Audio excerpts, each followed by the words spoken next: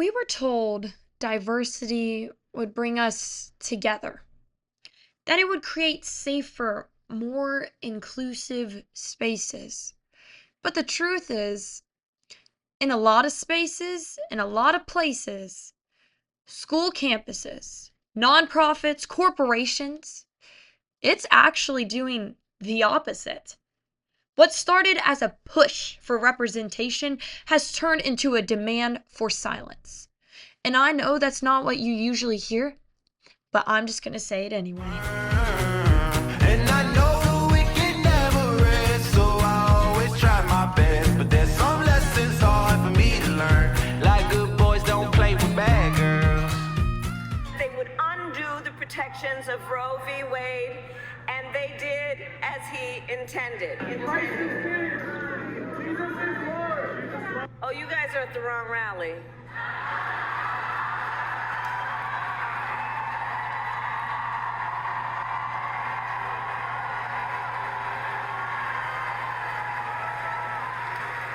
No, I think you meant to go to the smaller one down the street.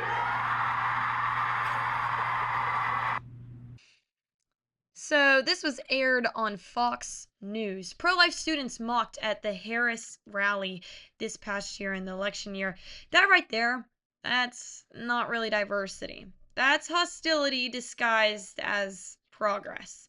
So today I want to unpack this. How did we go from celebrating different perspectives to banning them?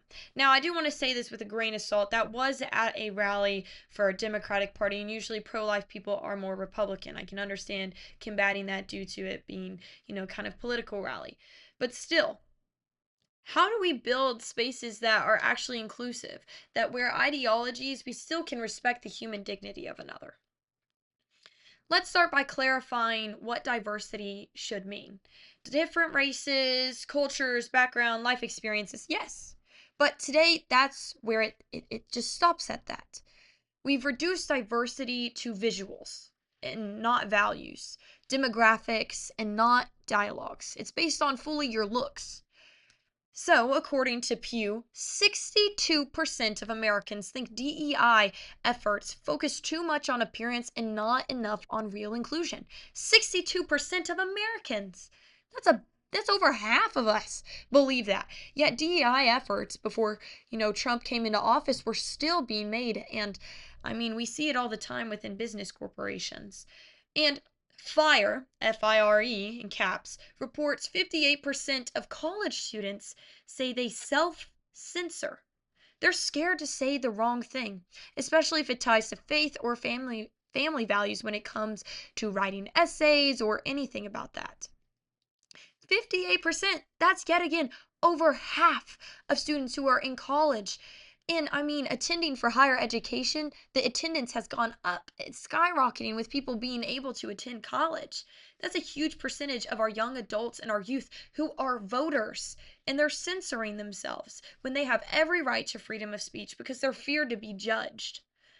Think about that. A generation raised on be yourself, now afraid to speak their mind? That's two opposites. That's not a win at all for diversity. That's a crisis of authenticity itself. So now we're going to go watch something else called Student Speech Censored, Pro-Life Club Closed. So, and this is students at, Now we got to go help people customize and save hundreds. Now, this video is students at Sautermeyer High School. They say their speech is being censored after district bans their club. And a student-led group says their speech is being censored. The pro-life organization says they held one meeting at Sotomayor High School before being shut down. And tonight, the group's leader is demanding the district reinstate the club. But as KINS 5 reporter Hannah Tita tells us, Northside ISD is pointing to policy violations. I think it was very, very distinct discrimination. A high school senior is speaking out. Diego Salinas started a chapter of the Students for Life of America at Sonia Sotomayor High School. The pro-life nonprofit has clubs across the country. I've done everything correctly. I've gone through the process. Salinas says he waited several months for approval and finally received this email over the summer. The assistant superintendent for secondary administration said staff would, quote, reach out to detail the club being established in the 24-25 school year. I started up an Instagram, and that Instagram had the @Sotomayor for Life. But Northside ISD does not define them as a club. According to the district's policy for non-curriculum student groups, Students for Life cannot imply they are school-sponsored. Salinas says administrators approached him about the Instagram handle. The same meeting that we were having that day where she called me into her office, I deleted it in front of her. But he feels singled out with several other social media accounts, like the high school Bible study, tabletop, and Asian Pacific group, all using the school's name and logo. Salinas says Students for Life met once before being shut down. They called me into the office and they said because it was creating an uproar in the school, they were temporarily suspending my club. Now let's talk about that. This club was shut down for probably being too political. And did you hear him say that in the end? Because it was causing too much of an uproar. But here's the thing. Every other club, cause, and protest was welcome, as long as it fits the popular script. If diversity excludes unpopular views, is it not really diversity at all? Here's where it gets even more serious. What we're seeing is inclusion turning into ideology. And if you don't align with that ideology, you're out. Get out. Doesn't matter. Get out. A 2024 Gallup youth poll found 1 in 3 Gen Z students feel excluded from their personal or religious beliefs, even when they express them respectfully. I know when I acknowledged to some of my friends that I was attending a pro-life rally, it did not go over well. Someone didn't get talked to for a little bit. At Harvard, only 1.4% of faculty identify as conservative. That's not balance. That's also groupthink. I've felt this firsthand. I've been told I couldn't speak at certain places that I helped organize because my values were too controversial. And I'm not the only one. This happens all the time now. To pro-life students, Christians, conservatives, and anyone who challenges what is the norm. Now we're going to take a look at another clip here. Graphic pro-life demonstration, counter demonstrations on UB campus. So it seems here some students were having a pro-life display on campus. And Katie. We are right in front of the student union right now, and if you are anywhere in this area, the video that's showing on the giant screen behind me and all the pictures around us that show aborted fetuses and the post-mortem photos of women who died after having abortions, well, it's really hard to miss, and it is disturbing to see. And that's the point. The Student Association Club Students for Life is hosting the national group Created Equal, and this demonstration today, calling themselves a pro-life training organization, Created Equal travels with a display to campuses across the country, working to spread their message about the, quote, injustice of abortion. And organizers say showing the explicit images drives that message home. But just feet away from that display, other students are taking part in demonstrations of their own, some holding pro-choice signs, one student demonstrating for the right to choose what you look at. He's wearing signs with pictures of cute dogs and the message, avert your eyes to me. And while he says he does identify more with the pro-choice side in the abortion debate, he says he's not trying to make any big political statement about that. He says the Created Equal display is just too graphic and too in your face, to the point of being offensive for some students. I'm not here to really say that they shouldn't be here or that they, don't have the right to their free speech. I'm just here saying that it's not okay to be doing it to this degree. It is graphic, but abortion is graphic. And if we can't handle the truth, then there's something wrong with it. There's a reason why we find it horrifying, because children are that being wasn't just dismembered. disagreement. It was destruction. saying someone's views were too prolific or too destructive, you know, and that's what makes this dangerous. The moment we believe some voices shouldn't exist, we lose our humanity. Ooh. And honestly, you don't have to agree with someone to allow them to speak. Them having the ability to do this demonstration is all well within their rights to. It is the truth, the hard truth, that abortion is a gruesome, brutal murder of a young child. That is what it is. And for them to speak the truth and to show the truth, and for people to say that they shouldn't be allowed to do that, that is destroying diversity and inclusion. People should have the ability to talk about what they want and show what they want that align with that, within reason. I'm not saying go out and do some public nudity stuff, okay, guys? Okay. Barna says 73% of Gen Z support free expression, but only 30% feel safe doing it. Why is that? Why do 73% of, my generation, Gen Z, support, the First Amendment heavily, that freedom of expression, but only 30% feel safe doing it? Why is that? Why can't we just listen to everyone's ideas and, accept them for that?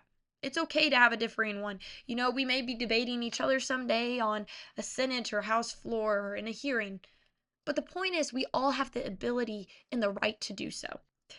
We have more rights on paper than we do in practice. The pressure to conform is everywhere, and it's silencing the very people who were promised a seat at this table. So here's the question I want you to think about. Is your space inclusive, or is it just performative?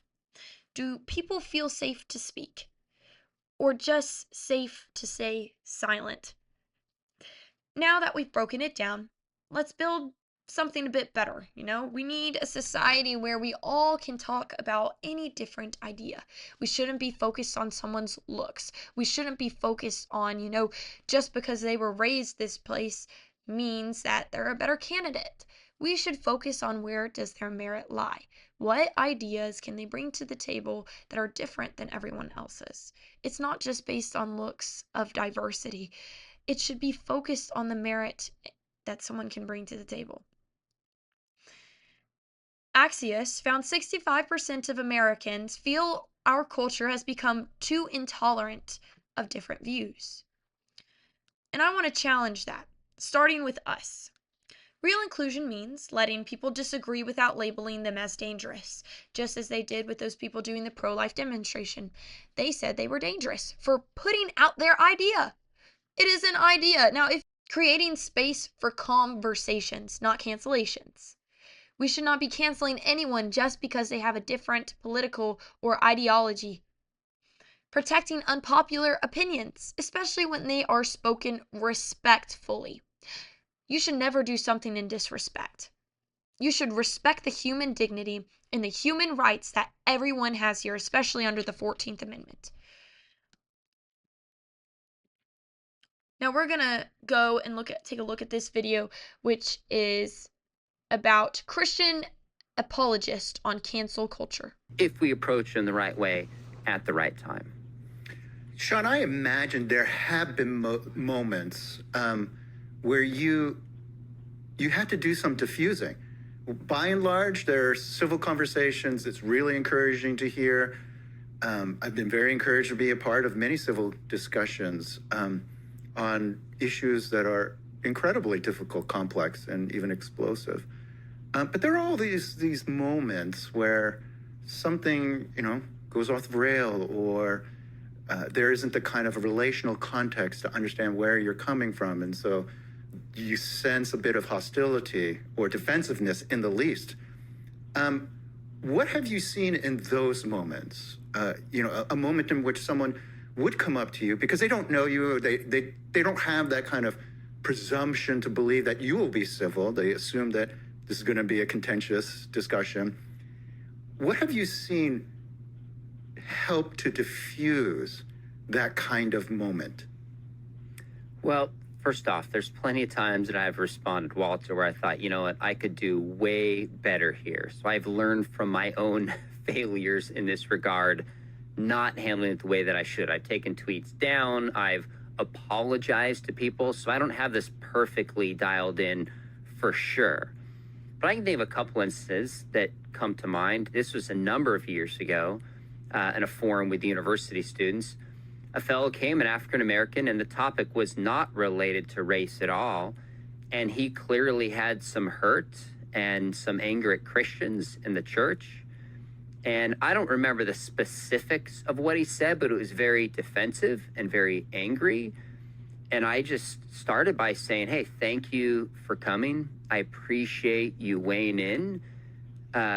Although tonight is focused on a little bit of a different topic, tell me briefly your experience. And I said, you know what? Would you be willing, when this is done, to have coffee with me and just share your experience? I'd love to hear you more. And maybe we could find a way of doing an event like this together in the future where we talk about that topic. And in that case, it worked. And I think that's that right there, the are you willing to have coffee with me? The opening of the door to a conversation. And Sean McDowell talks about this kind of perfectly. He says we need clarity without cruelty. That's what real courage looks like. Standing firm in what you believe without dehumanizing those who don't. I don't care, what your race is, what you believe, any of that, what your culture is. You are a human. You should be respected, and you should have the ability to talk about what you want to talk about. There should be no cruelty involved.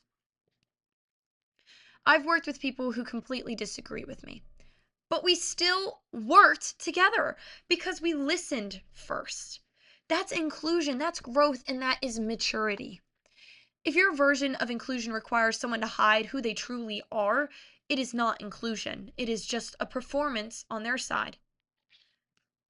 So next time you hear someone talk about diversity, ask them, do you really mean everyone? Or do you just mean the people who think like you? And here's my challenge to you. Speak up anyway. Be kind, be clear in your words and what you are trying to get across. You don't need permission to have convictions. You just need courage. Peaceful campus protest. Interfaith student groups, respectful debates, text overlay. Respectful debates. I'm Lily Sumner, and this is I'm Just Gonna Say It Anyway. Hit like, drop a comment if this resonated, and share it with someone who's felt silenced before. Because we're not here to be liked. We're here to be real.